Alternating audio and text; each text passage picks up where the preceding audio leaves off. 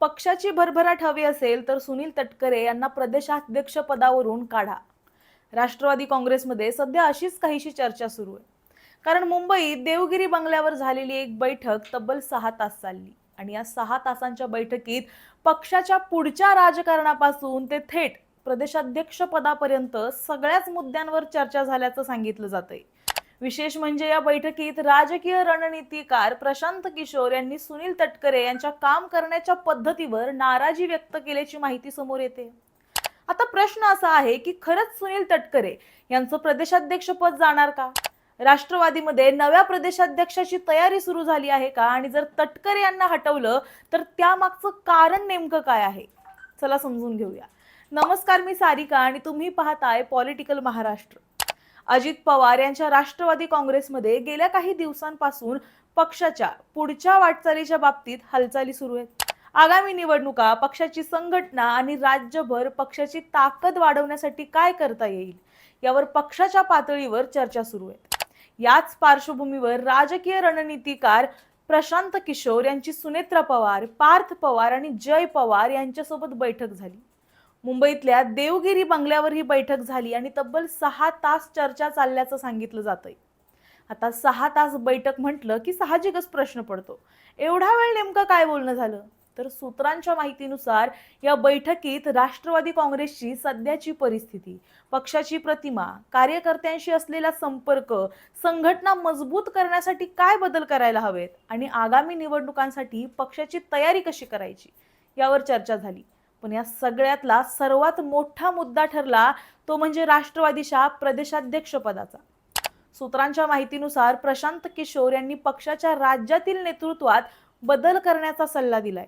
विशेष म्हणजे सध्याचे प्रदेशाध्यक्ष सुनील तटकरे यांच्या काम करण्याच्या पद्धतीवर त्यांनी नाराजी व्यक्त केल्याचं सांगितलं जातंय. आता ही नाराजी नेमकी कशामुळे? तर प्रशांत किशोर यांच्या मते पक्षाची संघटना मजबूत करायची असेल तर राज्यात एक असा प्रदेशाध्यक्ष हवा जो पूर्ण वेळ पक्षासाठी काम करेल, राज्यभर फिरून कार्यकर्त्यांना भेटेल, पक्षाची ताकद वाढवेल आणि प्रत्येक भागात पक्षाचं काम उभं करेल. सध्या प्रदेशाध्यक्ष पदावर असलेल्या नेत्याकडे इतरही अनेक जबाबदाऱ्या आहेत. त्यामुळे एकाच व्यक्तीकडे एवढ्या जबाबदाऱ्या असतील तर पक्षाच्या संघटनेवर पूर्ण लक्ष देणं कठीण होतं, असं मत या बैठकीत मांडण्यात आल्याचं बोललं जातंय. आणखी एक महत्त्वाचा मुद्दा म्हणजे गेल्या काही दिवसात राष्ट्रवादी काँग्रेसबाबत होत असलेली नकारात्मक चर्चा.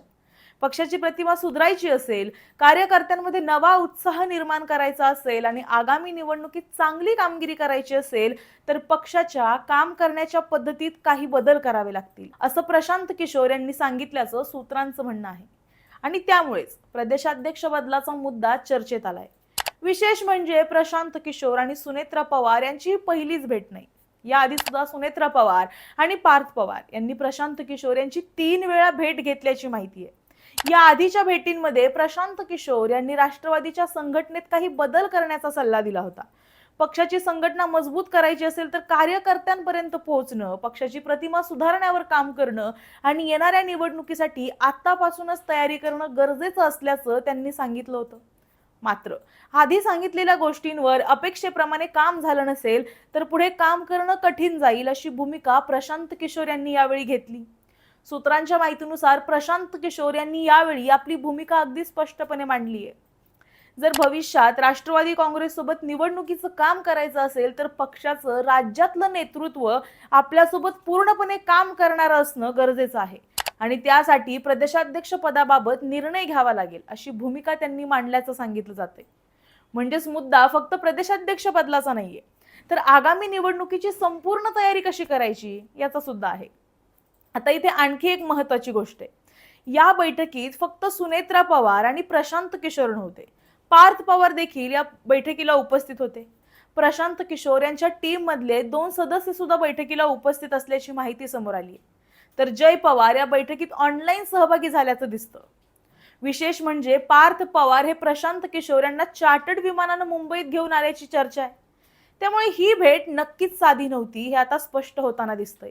पक्षाची पुढची दिशा, संघटना आणि आगामी निवडणुकीची तयारी यासाठी ही बैठक महत्त्वाची असल्याचं मानलं जातंय. पण आता खरी उत्सुकता आहे की पुढे काय होणार याची.